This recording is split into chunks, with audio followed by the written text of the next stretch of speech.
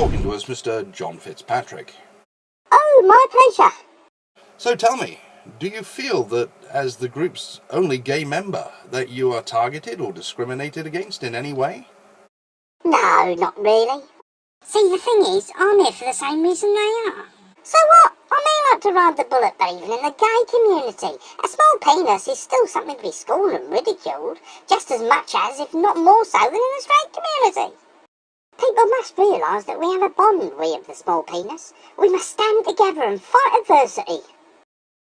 Yeah, I can see where you're going with that. I think I understand. That is, I heard some of the lads talking about a theatre group that you branched off from SHAGEM.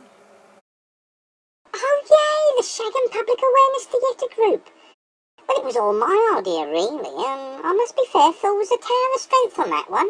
He warmed the idea straight away.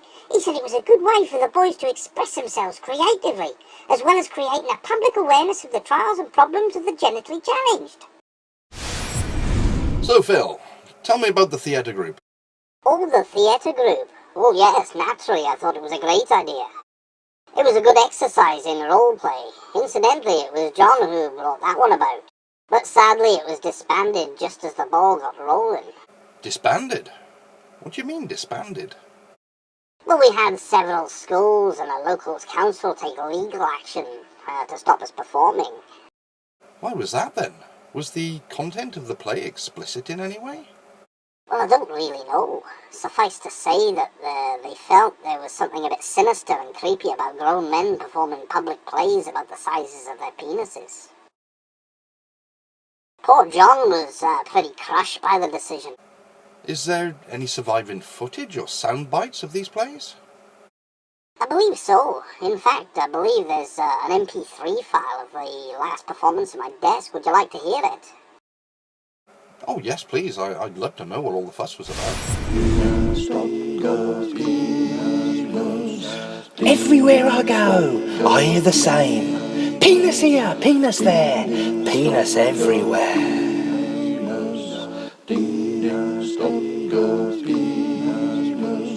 Must I always hide in shame? To always feel that I'm to blame? I had a party, no one came. My penis small, my only fame.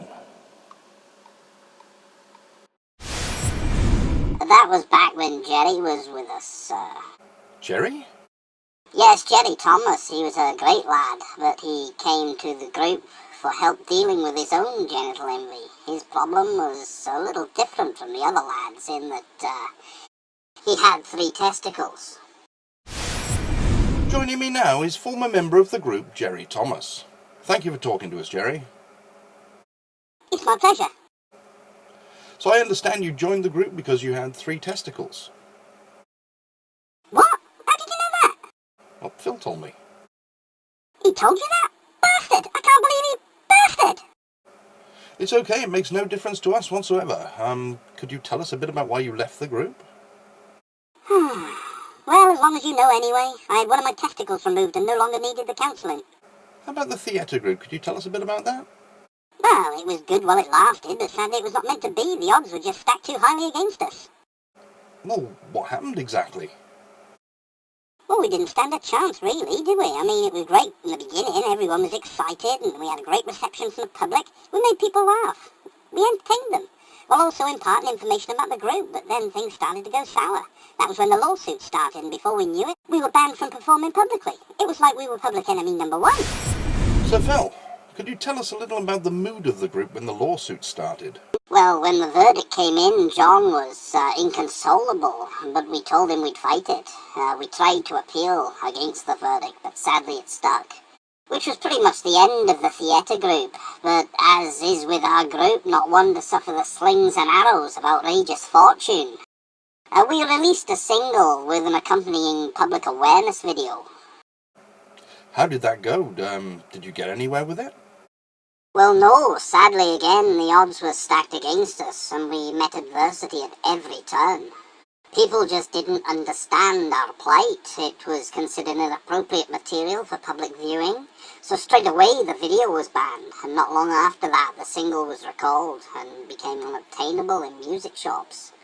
I'm afraid the group is still reeling from that little revelation. It was our lowest edge.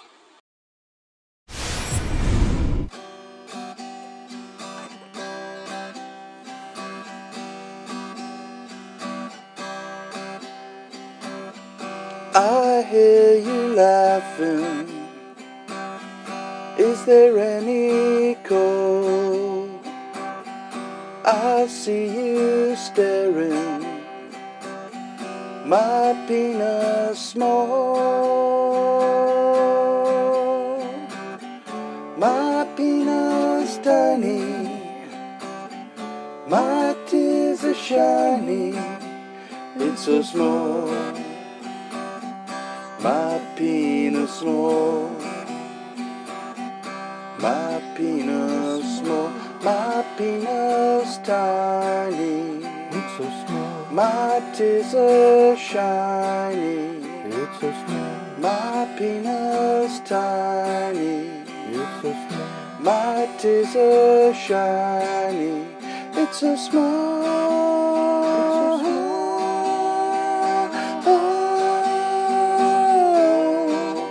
It's so small.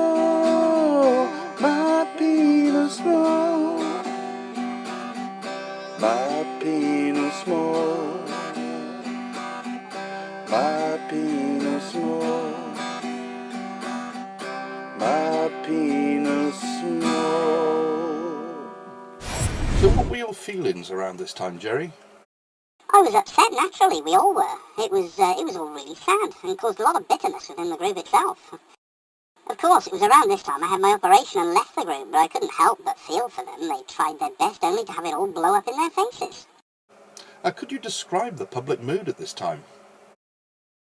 Well, the thing is, I think I can offer a unique perspective about events at that time. I mean, being a former member, I can kind of see it from both sides of the argument. I mean, the group, in all fairness, produced their public awareness programs in all innocence of the implications. They wanted people to realise that the genetically challenged are people too. They have feelings, prick 'em, and do they not bleed? Whereas the public felt it was an obscene play about penises, and that as grown men, we should have known better. With me now is longtime group member Tony Dixon. Hello! So Tony, tell me, how did the group react after everything that had happened? Well, the thing was that after the video was banned and closely after that the song, everybody was pretty crushed. I think even Phil secretly felt that he'd had a raw deal, you know what I mean? But he was determined not to give up. I think he was living in a certain denial of what had happened. Or maybe he felt he had to be strong for the rest of us. I really don't know. Right, lads, we've come to the end of our session now. Time's ticking on, so I'd just like to say, well done. Thank you all for coming. And Justin, thanks for taking part and bearing yourself to us in the share and care part of the session. Right, I'm going to give you the SHAGEM Weekly newsletter now. If you have a look at the bottom of page 2, you'll find more advanced exercises in roleplay and self-esteem that might benefit you. If you do get time, do try and have a look. It's very interesting stuff and it might help you. Okay, look after yourselves, lads. Take care. See you, Phil. Bye! So Phil, here we are at day's end. Yes, well, that was a typical day at the session group. How do you think it went?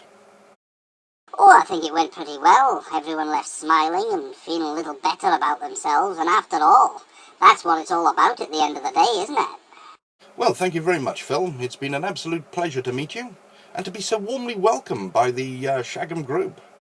Oh, the pleasure is all mine. They're a great bunch of lads. Would you mind if we recorded a few more sessions with the group so we have some extra sound bites to draw from? Yeah, sure. I don't see why not. You're always welcome, my friend. Just think of yourself as an honorary member of SHAGEM.